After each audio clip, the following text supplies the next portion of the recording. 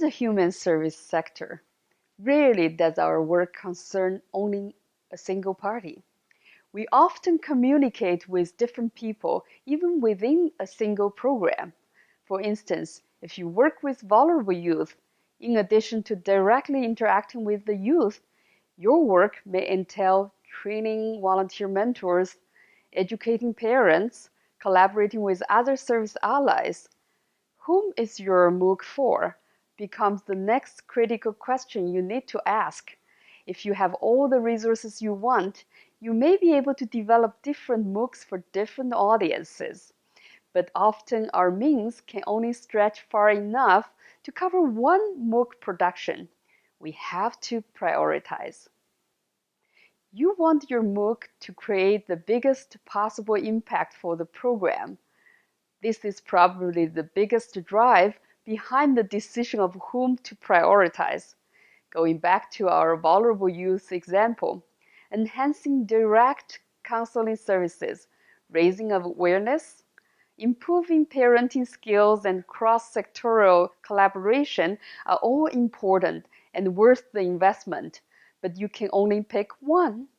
Depending on the service reality you face and the priorities set in the strategic goals, you and your team will decide on the answer to the question, whom is your MOOC for? As long as the decision is backed by sound reasoning, you're good to go. Our organization, for instance, decided to do a MOOC to train the volunteer mentors because mentors want to be equipped with better tools and strategy, which shows there's a service gap to fill. We want to train more volunteers to increase our service capacity, which means we should meet the requirements for expansion. A MOOC community will provide mentors who work in isolation with opportunities to connect and obtain peer support, which shows we have an issue here to address. We are already doing in-person training for volunteers, and we have expertise. That means we can rely on our existing resources.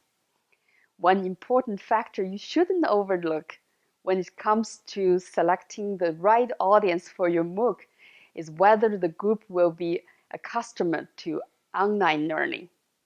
In certain situations, your service recipients may not take a MOOC themselves. For instance, if you're doing clinical education work with ALS patients, and you want to teach coping strategies for home care providers, your patients will benefit indirectly from the teaching outcomes, but they are not the target participants for your MOOC. Your audience would be the caregivers. Before we decide to MOOC a type of our services for a certain group, we need to examine the audience by asking the following questions. Do they have affordable and convenient access to the internet? Are they internet literate? What are their experiences with e-learning?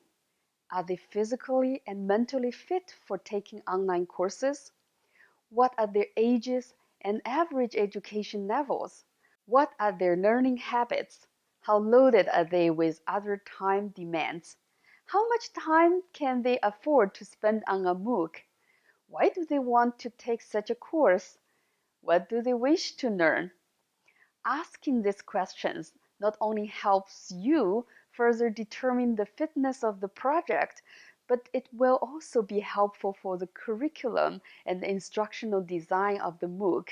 It is often necessary to do a small-scale survey or focus group interview with your target audience to get a good sense of the makeup of your audience and their learning needs.